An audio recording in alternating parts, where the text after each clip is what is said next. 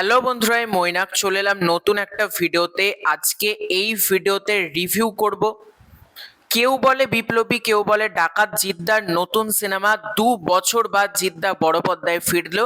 তো এই সিনেমাটার মাধ্যমে কি জিদ্দার কামব্যাক হবে, সবটাই আজকের এই ভিডিওতে আলোচনা করব। ছবিটার পরিচালক হচ্ছেন পথিকৃৎ বসু এবং প্রডিউসার হচ্ছে নন্দী মুভিজের প্রদীপ কুমার নন্দী। কেমন লাগলো ছবিটার ভালো দিক খারাপ দিক নিয়ে আজকের এই ভিডিওতে আলোচনা করব। মূলত ভালো দিকগুলো নিয়ে আলোচনা হবে, খারাপ দিক আমার জন্য সামান্য দু একটা রয়েছে, সেটা শেষে বলবো। তো আমি basically half time review already চ্যানেলে ছেড়ে দিয়েছি। হাফ টাইমটা তোমরা না দেখে থাকলে অবশ্যই চেক আউট করতে পারো। এবার কথা বলবো সম্পূর্ণ সিনেমাটাকে নিয়ে। সম্পূর্ণ সিনেমাটা কেমন হলো, আমাকে যদি এক লাইনে বলো সিনেমাটা কেমন হয়েছে, আমি বলবো জিদ্দার ছবি কেউ বলে বিপ্লবী, কেউ বলে ডাকাত, একটা খুব খুব খুব ভালো সিনেমা। আমি সিনেমাটা বহুদিন বাদ এত ভালো একটা মেন স্ট্রিম সিনেমা দেখলাম। মেন স্ট্রিম সিনেমা কিন্তু অনেক হয়, আমাদেরকে অনেক কিছু প্রমিস করে কিন্তু সেটা ডেলিভার করতে পারে না। কিন্তু এখানে কেউ বলে বিপ্লবী, কেউ বলে ডাকাত, যেটা আমাদের প্রমিস করেছে সেটা কিন্তু শুরু থেকে শেষ পর্যন্ত ডেলিভার করেছে। কোনো জায়গাতে কিন্তু মনে হবে না যে ইস এত টাকা খরচ করে এলাম, কেন এলাম, এটা কিন্তু কখনো ফিল হবে না এই সিনেমাটা দেখার সময়। কবির গল্পটা আলাদা করে বলার মতন কিছু নেই। আমি অনন্ত সিংহ লাইফ নিয়ে ভিডিও করেছিলাম, তাও আমি ছোট্ট করে তোমাদেরকে যদি গল্প বলি, অনন্ত সিংহ স্বাধীনতা সংগ্রামী। এবার এখানে দেখানো হচ্ছে গল্পে প্রি ইন্ডিপেন্ডেন্স আর পোস্ট ইন্ডিপেন্ডেন্স, মানে স্বাধীনতার আগে এবং পরে কি কি হয়েছে অনন্ত সিংহের সাথে, তার লাইফের সাথে। মানে দেশ স্বাধীন হলেও সমাজ যে কতটা কোরাপ্টেড, সিস্টেম যে কতটা কোরাপ্টেড, এই সমস্ত দিকপত্র কিন্তু এই সিনেমাটা এক্সপ্লোর করে এবং সিনেমাটা নন লিনিয়ার গতিতে কিন্তু এগোয়। এই ছবির প্রথম পজিটিভ দিক হচ্ছে জিদ্দা ইটসেলফ নিজেই। এখানে জিদ্দার সোয়াগ থেকে শুরু করে, জিদ্দার কি বলবো, যখন জিদ্দার এন্ট্রি হলো মানে মারাত্মক। ওই বৃষ্টির মধ্যে ছাতা মাথায় দিয়ে জিদ্দা আসছে, আর ওখানে যে অ্যাকশন সিকোয়েন্সটা ডিজাইন করা হয়েছে পারফেক্টলি। এবং এই সিনেমাটা জিদ্দা ছাড়া যদি অন্য কেউ করতো হয়তো একটু অন্য ভাবে বানাতো, কিন্তু জিদ্দা প্রপারলি কিন্তু ভরপুর অ্যাকশন ওরিয়েন্টেড কিন্তু ছবিটার মধ্যে রেখেছে। প্রচুর কিন্তু সিনেমার মধ্যে অ্যাকশন রয়েছে এবং জিদ্দার যারা ফ্যানেরা রয়েছে তোমরা কিন্তু সিনেমা হলে গেলে মজা পেয়ে যাবে, এটুকু তোমাদেরকে বলতে পারি। অ্যাকশনের কাজ দারুণ, প্রতিটা অ্যাকশন সিকোয়েন্স ওয়েল কোরিওগ্রাফড এবং প্রতিটা অ্যাকশন সিকোয়েন্সে কিন্তু গুজবাম্পস মোমেন্ট হবে, সিটিমার মুহূর্ত কিন্তু তৈরি হবে অ্যাকশনের দিক থেকে। প্রত্যেকের ক্যারেক্টার কিন্তু এখানে খুবই ছোট, যেমন রজতাভ দত্ত থেকে শুরু করে লোকাদার কথা বলতে হবে, আরো যারা যারা রয়েছে, দেবোত্তমা সাহা, সুপ্রভাত দাস, আরো দেবপ্রিয় থেকে শুরু করে প্রত্যেকে যারা যারা রয়েছে তাদের পারফরমেন্স বেশ ভালো। বিশেষ করে টোটা রায়চৌধুরীর কথা বলতে হবে। টোটা রায়চৌধুরীকে এরকম নেভার সিন মোডে কিন্তু তোমরা কখনো দেখোনি, এত সুন্দর টোটা রায়চৌধুরীকে প্রেজেন্ট করেছে পরিচালক পথিকৃৎ বসু।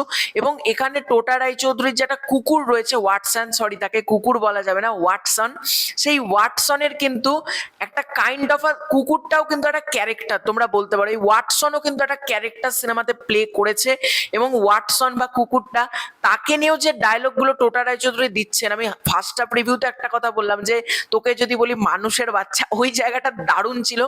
এছাড়াও এখান থেকে সংলাপের কাজে ঢুকে পড়বো।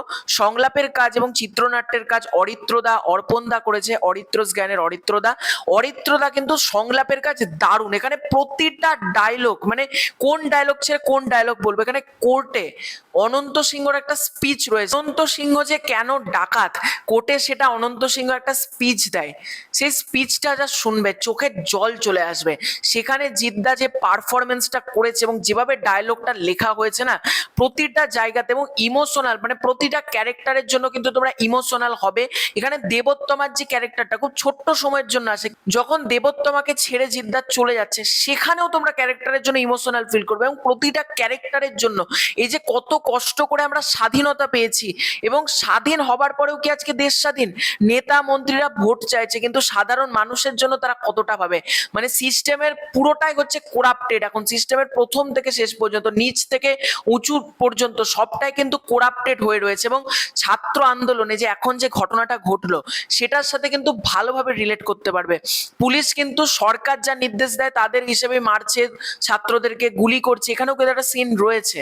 এই জায়গাটা তোমরা দেখবে না, আজকের সমাজকে দেখতে পাবে। ধর্ম দিয়ে যে দেশটাকে ভাগ করার চেষ্টা, ধর্মীয় মেরুকরণ, যা জাতপাত, এখানে একটা অনন্ত সিংহর ডায়লগ রয়েছে।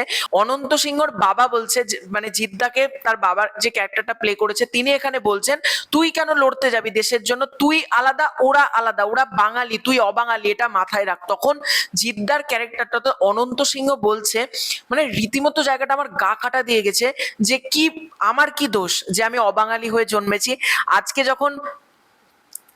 যখন বন্দে মাতারাম গানটা শুনি, বাঙালিদের গায়েও যতটা গা কাটা দেয় আমার গায়েও কিন্তু ততটাই কাটা দেয়। আর আমাদের লড়াই বাঙালি অবাঙালি অর্থাৎ জাত পাত ধর্ম বর্ণ নির্বিশেষে, যে ব্রিটিশরা সেই সময় যে জাত পাত ধর্ম দিয়ে যে ভাগ করার একটা চেষ্টা, ডিভাইড অ্যান্ড রুল পলিসি যেটা খেলেছিল, সেটার এগেনস্টে অনন্ত সিংহ যে লড়েছিল সেই জায়গাটা, এবং ট্রেনের মধ্যে যে অ্যাকশন সিকোয়েন্স, এখানে ব্যাকগ্রাউন্ড মিউজিকের কথা প্রশংসা করতে হবে। ব্যাকগ্রাউন্ড মিউজিক টপ নচ, এখানে ব্যাকগ্রাউন্ড মিউজিক দারুণ, গানগুলো যেভাবে আসে কোনো গান অহেতুক আসে না, এবং ব্যাকগ্রাউন্ড মিউজিক বেসিক্যালি, এবং একটা সৃজলা গুহরটায় যা এমনি ভাবে এসেছে, কিন্তু ব্যাকগ্রাউন্ড মিউজিক গুলো শুনবে তোমরা, তোমাদেরকে বলবো তোমাদের দারুণ লাগবে।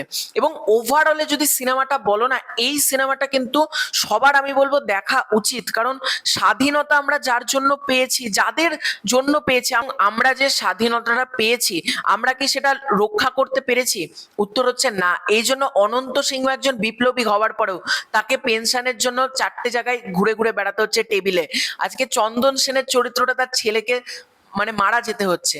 এই সিকোয়েন্স গুলো সত্যিই মানে চোখে জল ফেলে দেওয়ার মতন, সমাজকে সিস্টেমকে চোখে আঙুল দিয়ে তোলার মতন একটা প্রশ্ন, যেটা জওয়ান করেছিল শাহরুখ খানের সিনেমাতে, সেটা কিন্তু এখানে জিদ্দা করলেন। জওয়ানও কিন্তু সিস্টেমের বিরুদ্ধে কথা বলেছিল, যে সিস্টেম কতটা কোরাপ্টেড, যখন ভোট দিচ্ছেন কে আমার অন্ন বস্ত্র বাসস্থান দিচ্ছে সেই ব্যাপারটা হিসেবে ভোট দিন, ধর্মীয় রাজনীতি দেখে কিন্তু ভোট না। এখানেও কিন্তু একটা কোর্টে সিনটা রয়েছে।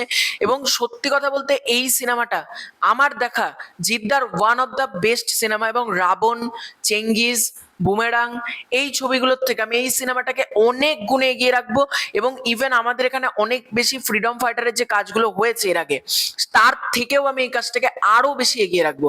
এই কাজটা টোটালি খুব ভালো কাজ হয়েছে, এবং স্পেশালি এই কাজটা কিন্তু আমি মনে করি চলা উচিত, এবং বাঙালি আপামর বাঙালির কিন্তু এই সিনেমাটা দেখা উচিত। এবার যদি বলো এই কাজটার ইস্যুস কি লেগেছে, আমার এই কাজটায় দুটো ইস্যু লেগেছে। প্রথম যে ইস্যুটা লেগেছে সেটা হচ্ছে চট্টগ্রাম অস্ত্রাগার লুণ্ঠনের যে সিকোয়েন্স গুলো, সেটা প্রচন্ড বেশি এআই মারফত করা হয়েছে, এবং এআইটা কিন্তু চোখে লেগেছে।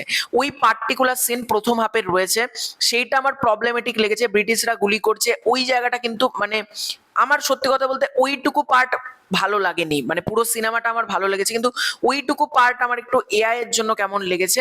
এবং আরেকটা যেটা আমার প্রবলেম লেগেছে সেটা হচ্ছে এই সিনেমাটার মধ্যে কিন্তু অনেক বেশি তোমরা মনে হবে জাম্প করে যাচ্ছে। দেখো অনন্ত সিংহর গল্প আরো বেশি রান টাইম কিন্তু আমার মতে ডিজার্ভ করতো, কিন্তু অনেক কিছু তোমার মনে হবে দেখাচ্ছে না, খুব জাম্প করে করে যাচ্ছে, সেইগুলো কিন্তু তোমার ফিল হবে। তো এটাই যা মনে হয়েছে ওভারঅলে এই সিনেমাটা বেশ ভালো সিনেমা, এবং আমি বলবো অবশ্যই তোমরা টিকিট কেটে সিনেমাটা দেখো, তোমাদের কিন্তু দারুণ লাগবে। তো এটাই ছিল আজকের ভিডিও, খুব শীঘ্রই দেখা হচ্ছে নতুন কোনো ভিডিওতে, ততক্ষণের জন্য বাই বাই। চ্যানেলে প্রথমবার হয়ে থাকলে সাবস্ক্রাইব করে দিও।